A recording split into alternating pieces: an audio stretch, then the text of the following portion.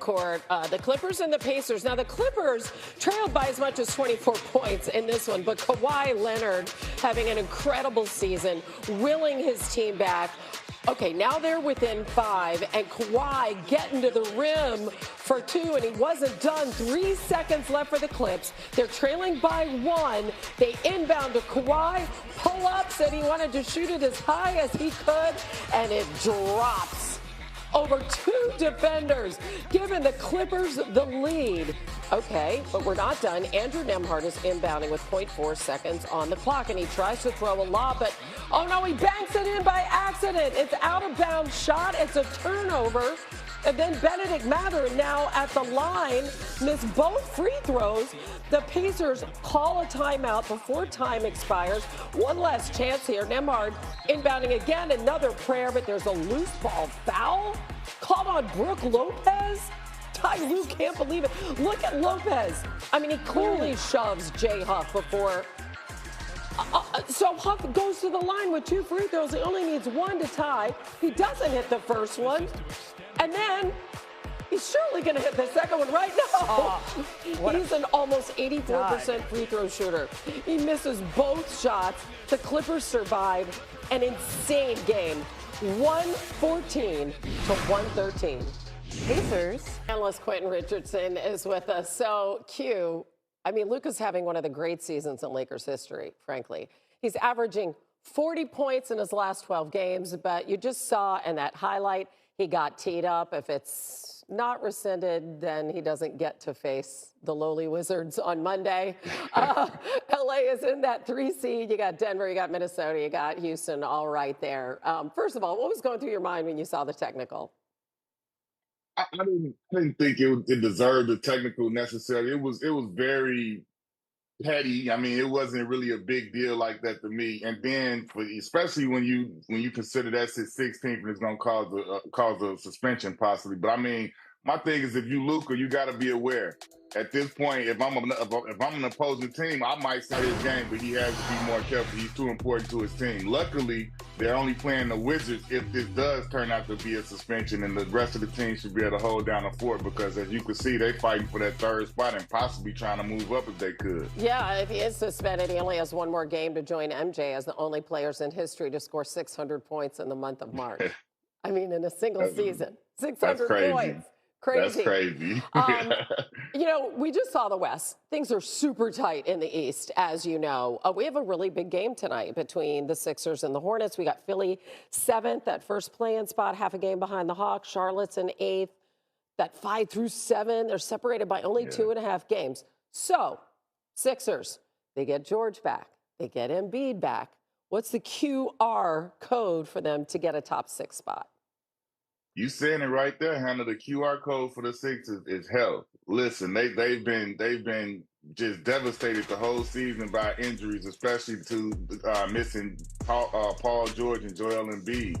So for me, it's like if they can get back and they can have all 3 of these guys, and you throw Maxey in that group and being back, if all 3 of those guys can be back and be healthy, and if they can hit a stride in the playoffs, man, they could be a super, super scary and dangerous team because we all know who Paul George and Joel Embiid have been throughout their career when they're healthy. And Tyrese Maxey has been a first team, well, not a first team, but he's been an all-star this year and an all-NBA level player. So if they can get healthy, I think they could be a really scary team in the playoffs. Yeah, and you throw VJ Edgecombe in there. But when you're talking about Embiid and PJ and Maxey, only 17 games together this season, which is just wild. Yeah, that's Q, wild. Love talking hoops with you, my friend. Talk soon. Thanks, legend. He always does that. That's because you are. Squaring off 6:09 Eastern. Iowa playing in its first Elite 8 game since 1987, while the Illini are looking to go to their first Final Four since 2005. Then Purdue, Arizona, 8:49 Eastern. Purdue looking to head back to the Final Four for the 2nd time in the last 3 years. Meanwhile, Arizona has not been to the Final Four since 2001. Seth Greenberg back here with us. Coach, you've got Arizona winning it all, and for good reason. 1 seed, they've looked the part, 7 different leading scorers this season, very balanced basketball. How do they match up with Purdue? They match up great. I mean, they play with pace, force, and flow. Their ability to come at you. Think about the game the other night. 60, 60, 60. 60 points in paint, 60 points, 60% from the 2-point, 60% from the 3-point line. But we don't talk enough about their defense, the size, the physicality of their perimeter defense, and the versatility of their front court defensively. This is an elite team offensively and defensively. They take you out with their length and their athleticism on the perimeter defensively, and offensively they just pound you in the paint, whether it's in transition, off of drives, or post-to-post passing. Arizona is the most complete team in the field right now. So before that game, we've got 9-seeded Iowa against 3-seeded Illinois. And some might say that Iowa is the new Cinderella this year. They have all those Drake transfers, and obviously their head coach. Big Ten team Cinderella. It's weird. It's weird. Process. But if they want to keep this magical run going and they want to make sure that the clock doesn't strike midnight on them, what do they need to do today? They own the tempo and rhythm of the game offensively and defensively. They play in gaps. They keep you in front. They force you to shoot a contested shot. They limit you to one shot. Bennett Sturts is the key. Bennett Sturts, his ability when the ball's in his hands, he just makes not good decisions, but great decisions. They put him in dribble handoffs. They put him in ball screens. They put him in open space. And then Fulgaris, he makes big shot after big shot. So owning the tempo of the game, not just offensively, but defensively by setting their defense, taking care of the basketball, keeping things in front, and then limiting their opponent to one shot, that will be the key. If you can frustrate Illinois, kind of get them out of their rhythm, which is an elite offensive team and a team with great size, that's going to be their formula. But they don't have to reinvent themselves. Yep. That's who they are, and that's what they've done all season long. Big Ten looking to end its streak of losses towards a national championship. They have not won one since Tom Izzo's squad did it 26 years ago. One of these two teams will be trying to do that, moving on to the Final Four. Coach, appreciate it. Thanks, Courtney.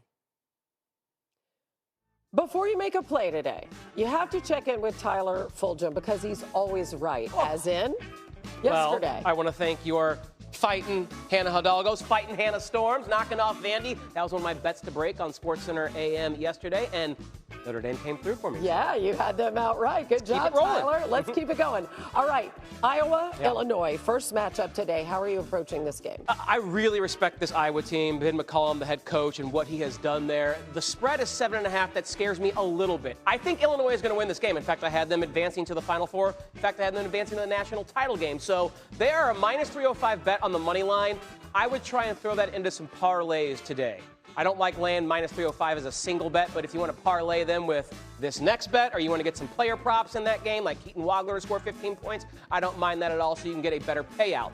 The other game, I think this is the best team in the tournament. I think this is the team that wins the tournament. I think they can cover the 6.5 against Purdue. Purdue's great offensively, but the difference is Arizona's got an elite defense. That will be the difference in this game.